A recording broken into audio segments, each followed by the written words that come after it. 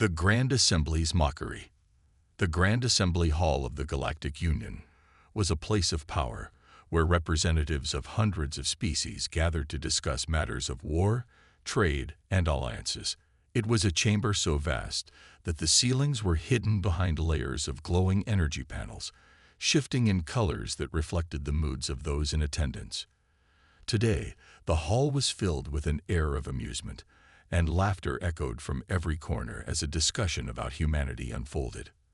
At the center of the hall, seated in a semicircle, were the most powerful species in the galaxy, massive reptilian warlords, insectoid strategists with clicking mandibles, and towering mechanical beings whose minds operated with precision beyond organic understanding. Among them stood a young alien commander, his silver-hued scales glistening under the artificial lights. His name was Commander Xelvar of the Drakkar Dominion, a rising star in military ranks, known for his tactical brilliance and ruthless efficiency. With a smug grin, he turned to the assembled leaders and raised a clawed hand. "Humans," he said, his voice dripping with amusement. "Is this truly what we are discussing today?" Laughter erupted around the hall. A warlord from the Braxian clans, a towering brute covered in thick armored plates, slammed his massive fist onto the table, shaking the entire floor. "They are nothing but weak, soft creatures. Their homeworld is a tiny, unstable rock with barely any defenses. Why do we even waste time speaking of them?" Another voice, a clicking sound from an insectoid ambassador, joined in. "They lack natural weapons, their technology is primitive, and their military is insignificant compared to ours. If war ever came, they would be erased in a matter of days." The laughter grew louder, rippling through the hall like a wave. Seated at the far end of the chamber, a few smaller species shifted uncomfortably. They had heard rumors, whispers of human resilience, of wars fought not with overwhelming strength, but with relentless determination. But no one dared to speak against the powerful warlords who mocked the idea of humans being a threat. Then the laughter died abruptly as the massive doors at the end of the hall slid open with a deep, echoing hiss. A figure stepped inside. He was old, his posture slightly hunched, but his presence was undeniable. His deep crimson robes, lined with gold, bore the insignia of the Galactic Council's oldest ambassadors. His body, though worn with age, carried scars, deep, jagged marks that told tales of wars long past. His eyes, dark and weary, scanned the room with a look of quiet disdain. The room fell into silence.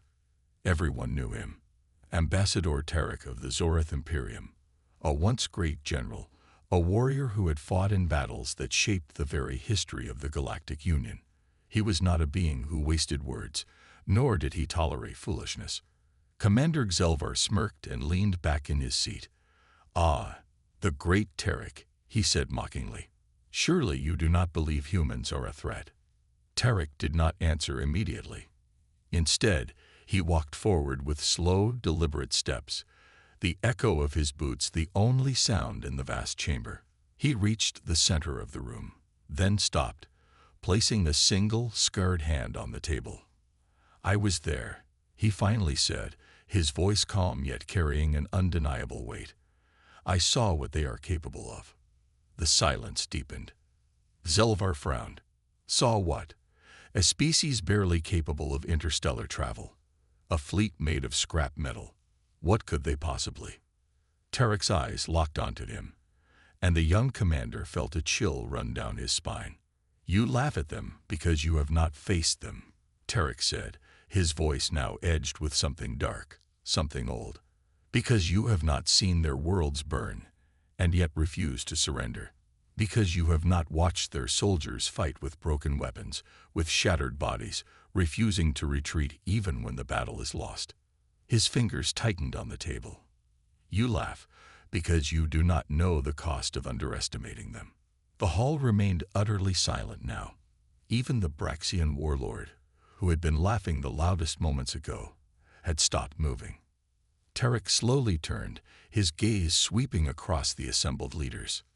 Many of you have never fought a war that lasted longer than a few cycles, he continued, his voice steady. Many of you have never had to face an enemy that will never, ever surrender, no matter what you throw at them. But I have. He took a deep breath.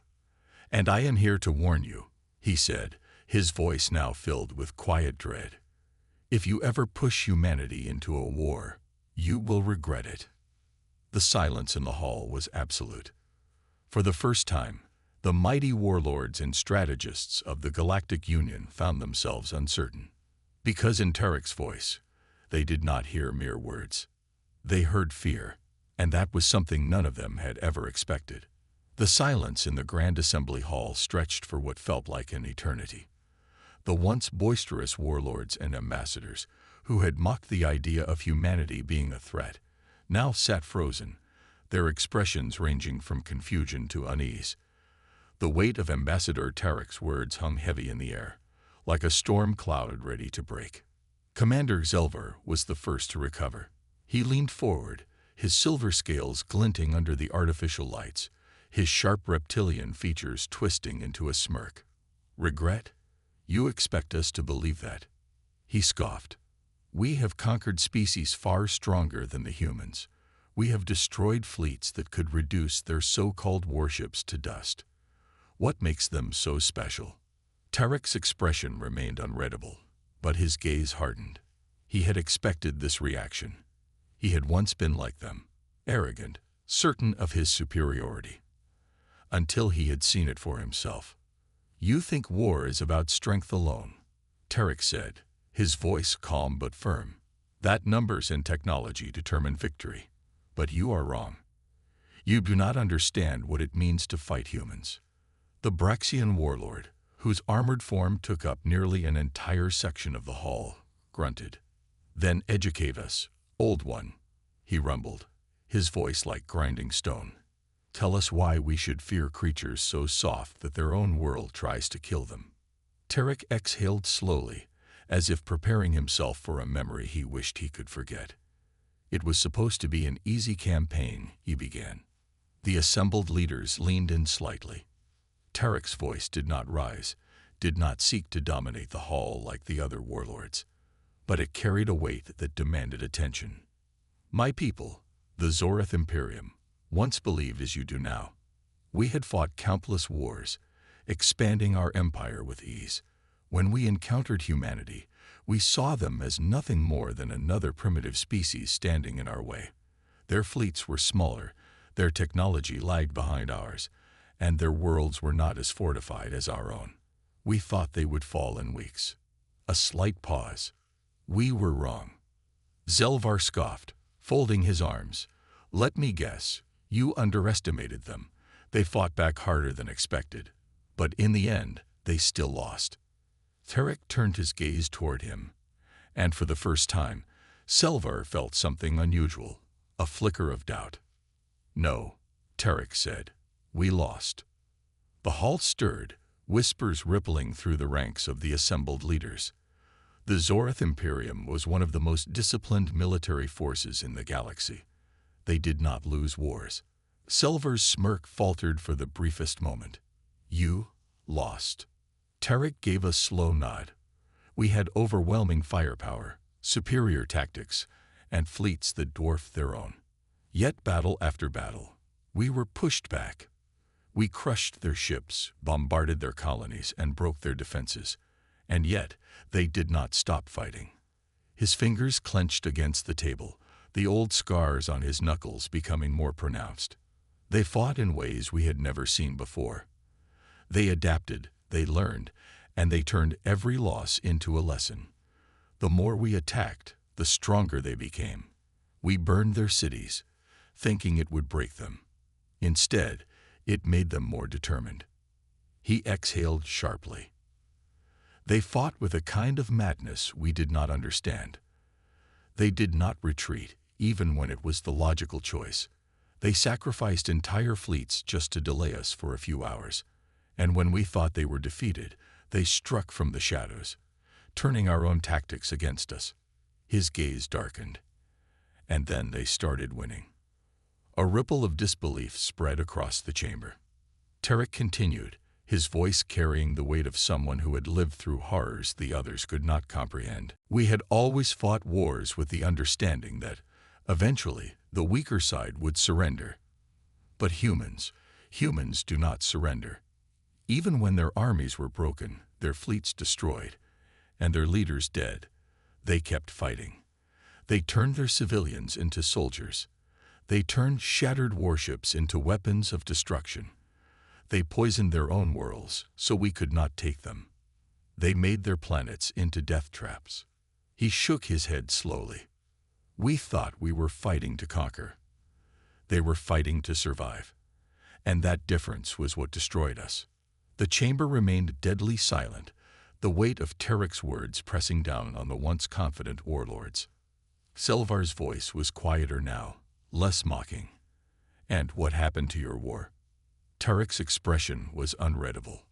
We retreated, he said simply. Murmurs of shock spread across the hall. We, the mighty Zoreth Imperium, fled because we understood, too late, that to continue fighting humanity was to invite our own extinction. Zelvar sat back in his seat, his tail twitching slightly, a clear sign of his unease. He wanted to argue, to mock the old ambassador's words, but something in Tarek's tone made it impossible to dismiss him entirely. The Braxian warlord grunted. And you expect us to believe that one primitive species could break the mighty Zoreth? Tarek looked at him, then at the rest of the assembled leaders. You don't have to believe me, he said, but if you ever choose to test humanity for yourselves, you will learn the truth the hard way. For the first time, doubt crept into the minds of the great warlords and ambassadors. Because if an empire as powerful as the Zoreth Imperium had barely survived their war with humanity, what chance did the rest of them have? The Grand Assembly Hall remained silent. The warlords and ambassadors, who had once laughed at the idea of humans being a threat, now sat frozen. Tarek's words had shaken them. Some still refused to believe him. Others looked at each other with uncertainty. But none of them could ignore the weight in his voice, the weight of a soldier who had seen something terrible and lived to warn others. Finally, the Braxian warlord, his heavy, armored form unmoving, let out a deep, rumbling growl. You say humans never surrender, that they fight even when all hope is lost, that they turn every defeat into a lesson. But what makes them different from other species that refuse to bow? Tarek exhaled. He had expected this. Because they do not fear destruction, he said. The words hung in the air, confusing many of the leaders. Selvar sneered, his silver scales shifting under the dim lighting. That is nonsense. Every species fears destruction. That is why wars end. That is why surrender exists. Tarek slowly shook his head. Not for humans. The room stirred, but he did not let them interrupt. I have studied them for years. Long after my people's war with them ended, I remained behind. I needed to understand what we had fought against, and I learned something terrifying. He leaned forward, his gaze sweeping across the chamber. The history of humanity is unlike any species in the galaxy. It is a history of war, of survival against impossible odds, of battles fought not for conquest, but because they had no other choice. When we look at our pasts, we see empires rising and falling, wars fought for power, for resources, for control. He paused. But when you look at humanity's past, you see something different. You see a species that was forced to fight from the moment it first walked its homeworld. They did not build their civilizations in peace. They built them in the aftermath of destruction. Their greatest achievements were born from conflict. And every time they were pushed to the brink of extinction, they adapted. The room remained silent, but Tarek could see the flicker of unease in some of their eyes. They fought wars that wiped out entire generations, yet they continued. They survived plagues, famine, nuclear fire, and disasters that should have destroyed them. But instead of breaking, they became stronger. They built machines that could turn worlds to dust, but they did not stop there. They reached for the stars, not because they had to, but because they refuse to be trapped on a single world. He let those words sink in before continuing. We thought we were fighting a race of warriors, but we were wrong. We were fighting something worse. Zelvar narrowed his eyes. And what is worse than warriors? Tarek met his gaze. Survivors.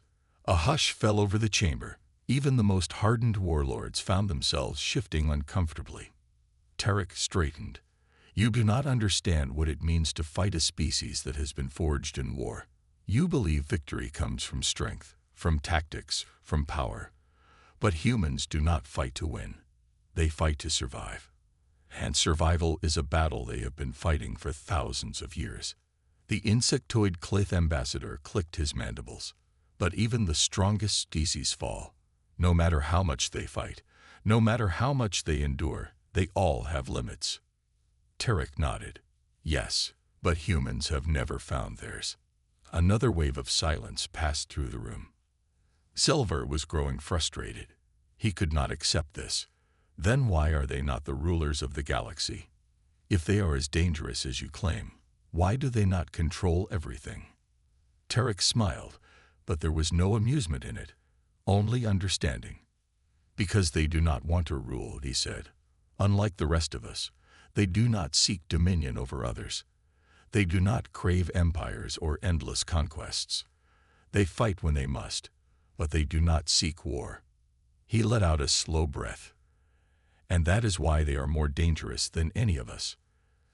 Zelvar opened his mouth to argue, but before he could speak, a deep mechanical voice echoed through the chamber. Warning: unidentified vessel entering the Assembly's defense perimeter. The chamber erupted into chaos.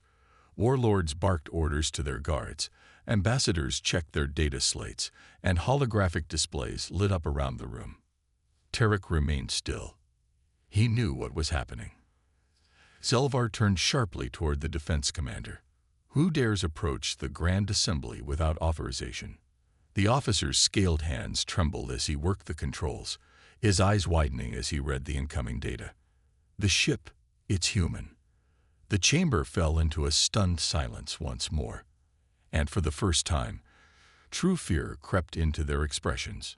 Because if the humans had come, it was already too late. Panic spread through the Grand Assembly Hall like wildfire. The mere mention of a human vessel entering their space was enough to send many of the delegates into a frenzy. Some warlords barked orders at their attendants, demanding updates from their homeworlds. Others sat frozen, their minds racing with the implications of what was happening. Zelvar's sharp, silver eyes locked onto the trembling defense officer. What do you mean, a human ship? He snapped. How did it get past our outer defenses? The officer's claws tapped frantically on his console, trying to process the information. The vessel appeared just beyond the outer perimeter, but it did not come through any known jump gates. There was no detected warp signature, no gravitational disturbance. Nothing. His voice wavered. It's as if it just appeared. A chill ran through the chamber. Tarek closed his eyes. He knew this moment would come. This is what I was trying to warn you about, he said softly. The insectoid Clith ambassador clicked his mandibles. Explain. Tarek exhaled, his voice steady but grim. Humans have spent centuries perfecting their stealth technology. Their warships are built for more than just firepower. They are designed for psychological warfare. If they want you to see them, you will. But if they don't, he turned toward the main holoscreen, where a grainy image of the approaching vessel flickered into view. Then you won't even know they're there until it's too late. The assembled leaders stared at the image. The ship was unlike anything they had ever seen before. It was sleek yet monstrous, with dark plating that seemed to absorb the light around it.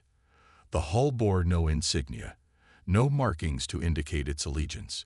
It did not move aggressively. It simply loomed, as if waiting. Size comparison, Zelvar demanded. The officer hesitated. It is smaller than our battleships, but the energy readings are off the charts. We are detecting weapon systems, but they are strange. He gulped.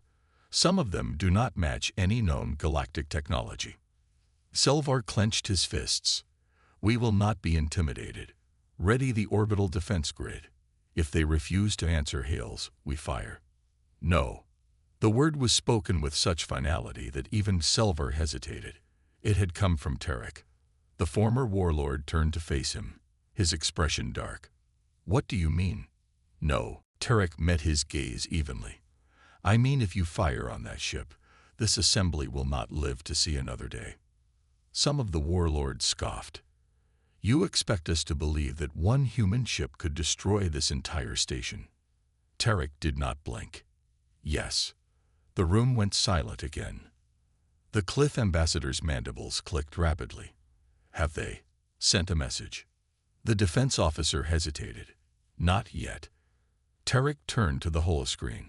He knew how humans operated. They would not fire first, but they would not tolerate a threat either.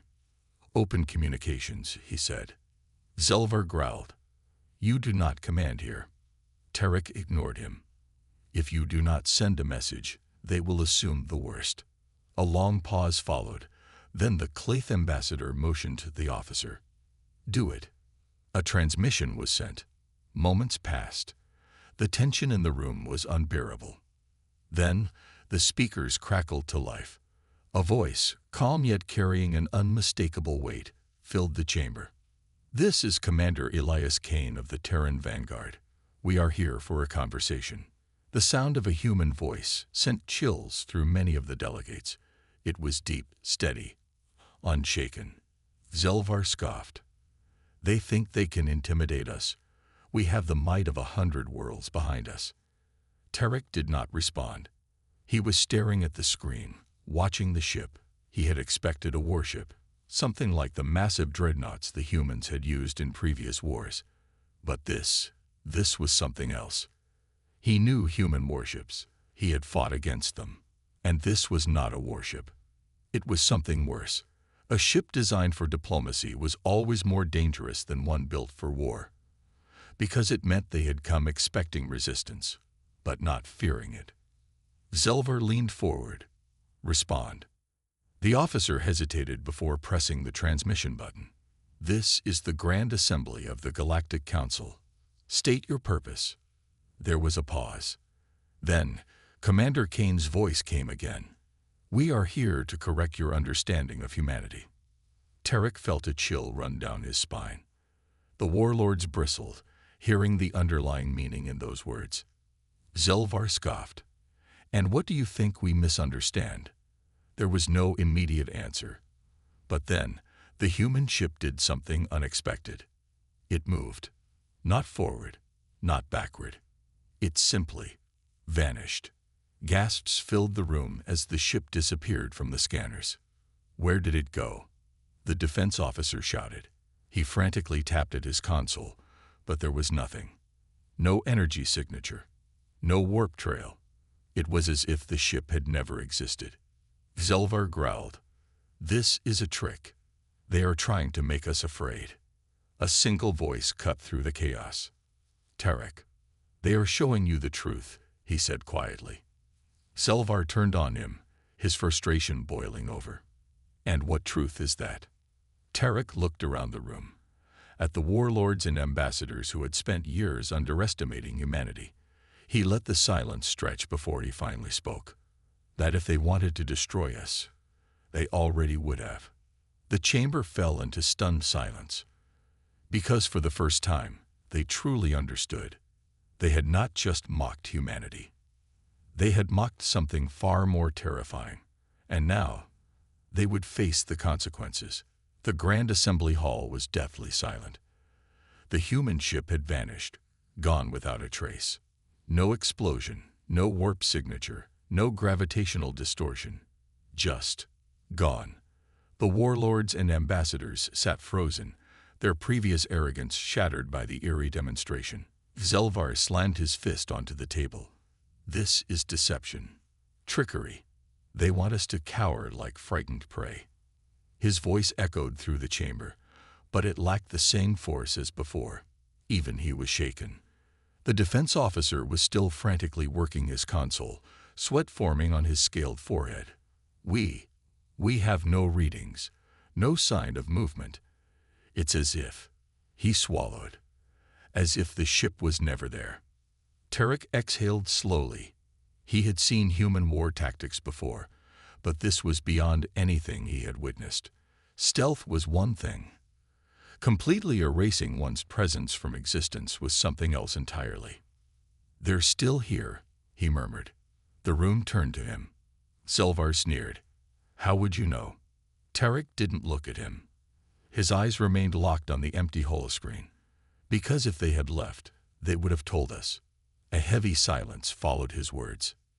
Then, a single notification flashed on the holoscreen. A transmission. Incoming message, encrypted. The defense officer hesitated. "It's from the humans." Zelvar hesitated for only a moment before growling. "Open it." The screen flickered to life. A figure appeared, standing in the dimly lit command deck of the human vessel. A man, broad-shouldered, his uniform pristine yet worn with experience. His face was calm, unreadable, but his eyes carried the weight of someone who had seen battle beyond comprehension. Commander Elias Kane. He did not look afraid. He did not look aggressive. He looked disappointed. "We gave you an opportunity," he said, his voice steady, emotionless. "An opportunity to understand what you were dealing with. And yet, you still mock us. You still threaten us." Zelvar scoffed. "Threaten? You are the ones who entered our space unannounced." Kane tilted his head slightly. "Unannounced." He let the word hang for a moment before continuing. "And how many of your fleets have announced themselves when they conquered weaker species? How many civilizations have burned under your banner without warning?" Zelvar's jaw clenched. Tarek knew what Kane was doing. He was turning the Assembly's own hypocrisy against them. Kane continued. "Humanity has remained silent for centuries. We have watched. We have learned. And we have prepared." A pause. Then his voice became even quieter, yet somehow far more menacing. "The question is, have you?" A new notification appeared on the holoscreen. The defense officer's hands trembled as he tapped the command to open it. A second image replaced Kane's. A fleet. Not just one ship. Hundreds. Thousands. Warships. Carriers. Dreadnoughts. Cloaked in shadows, barely visible against the darkness of space, but unmistakably there. Positioned just outside the Assembly's orders.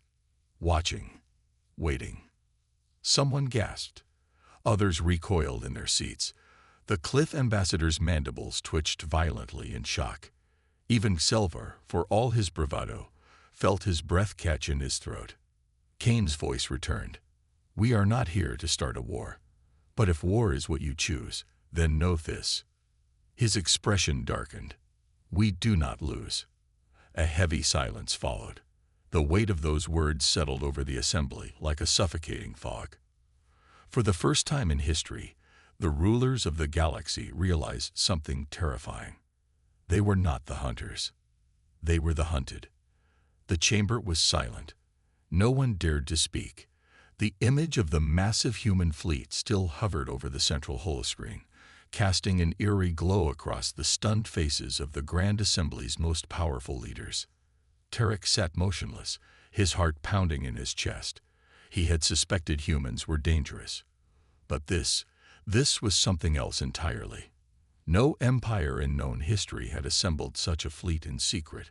No species had ever positioned themselves at the doorstep of the Grand Assembly's core worlds without being detected. The realization was suffocating. Zelvar, ever the proud warlord, struggled to keep his composure. His scaled fingers dug into the metal table, his tail flicking with agitation. "This is an illusion," he spat. "A bluff." But the tremor in his voice betrayed him. Kane's image remained steady. The human commander's expression didn't change. He simply waited. The silence stretched.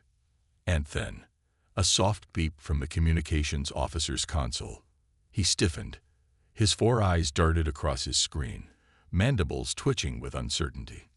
Tarek noticed. "What is it?" The officer hesitated before answering. "Incoming reports from our outer colonies." He gulped. There, they're detecting unidentified ships, moving through deep space. Selvar's eyes widened. What? Multiple fleets, all of them human. The air in the room seemed to freeze. Tarek leaned forward, his voice almost a whisper. They're everywhere. The officer swallowed hard. Why, yes, sir. They've surrounded the assembly's borders, every major hyperspace route, every back channel, even the uncharted systems. He looked up, his face pale. They didn't just appear out of nowhere. They were already there. We just never saw them. A cold, heavy weight settled over the warlords and ambassadors. Selvar's claws tightened around his chair. He turned back to Kane.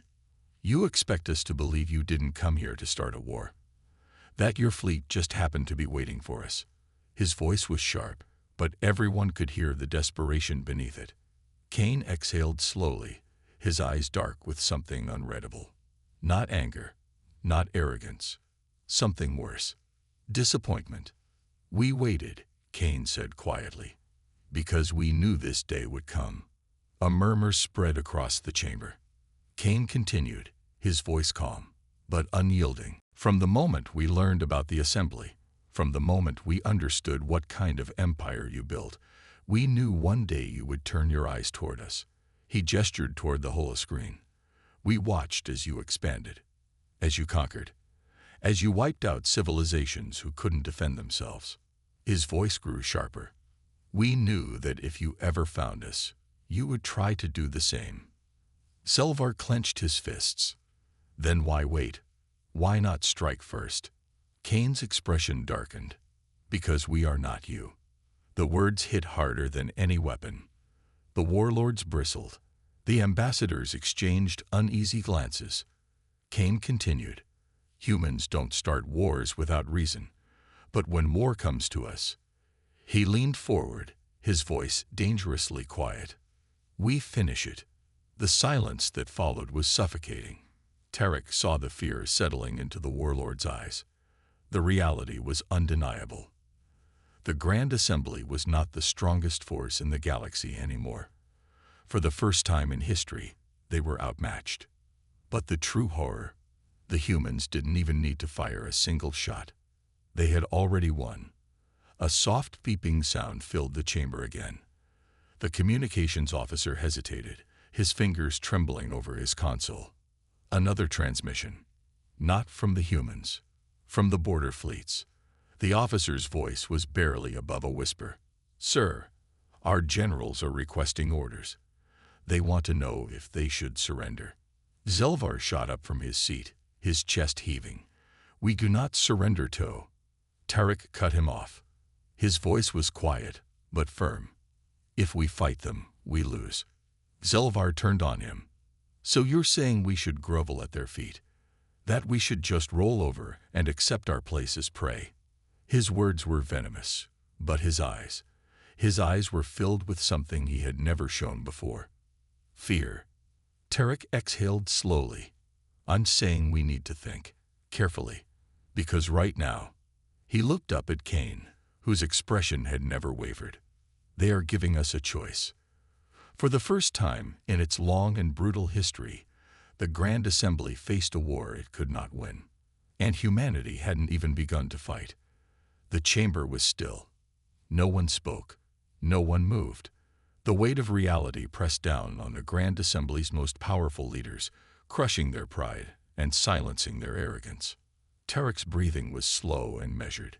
His mind raced through every possible outcome, every scenario, every desperate move the Assembly could make. But no matter how he turned it, the result was the same. They had lost. The humans had outmaneuvered them without a single battle. Their fleets were already in position. Their forces were waiting, and yet they had not attacked. Kane remained on the holoscreen, his expression unwavering. He had given them a choice. Selvar still stood, his scaled hands clenched into shaking fists. His pride demanded action. But deep down, he knew what would happen if he made the wrong move. He had always ruled through strength, but now, for the first time, he had met something stronger. His voice was hoarse. What? do you want from us? Kane's gaze sharpened. We want you to understand. The chamber remained silent as the human continued. For too long, the Grand Assembly has ruled through fear. You have crushed weaker civilizations, erased entire species, and called it order. You have treated the galaxy as your dominion, believing no one could ever challenge you. His eyes darkened. But now you have met humanity, and you have learned a truth you never considered. He leaned forward, voice as sharp as a blade. You were never the apex predators. The words cut through the assembly like thunder. Selvar's breathing was ragged. His tail twitched violently behind him. His entire body screamed for defiance, for resistance. Yet he said nothing. Tarek finally found his voice. And if we agree? Kane nodded slowly. Then we move forward. The Grand Assembly ends its expansion. No more conquests, no more exterminations, no more forcing weaker species to kneel. You do this, and humanity will not be your enemy. A murmur spread through the room. For centuries, the Grand Assembly had known only power, only control. To accept these terms meant undoing everything they had built. It meant admitting that they were not untouchable. Tarek turned to the others, reading their expressions. Some, like Selvar, burned with rage.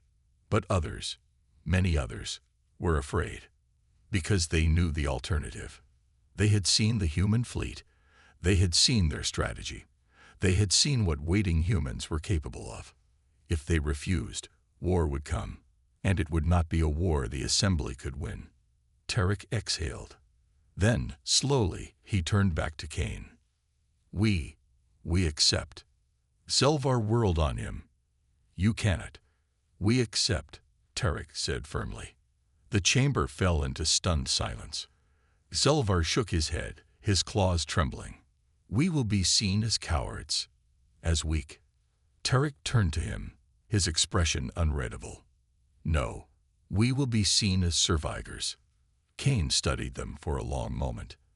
Then, with a single nod, he pressed a button on his console. The holoscreen flickered. The image of the human fleet vanished. A moment later, the communication officer gasped. Sir, the human warships. They're withdrawing. The tension in the room shifted instantly. Tarek watched the holoscreen flicker as new reports flooded in. The once encircling human armada was breaking formation, retreating beyond the borders of assembly space. They could have crushed them. They could have wiped them from the stars. But they hadn't, because they didn't need to. Kane's voice was quiet, but resolute. Now you understand. And with that, the transmission cut out. For the first time in history, the Grand Assembly had surrendered without a war. For the first time in history, they had chosen survival over arrogance. And for the first time in history, humanity had reshaped the balance of the galaxy.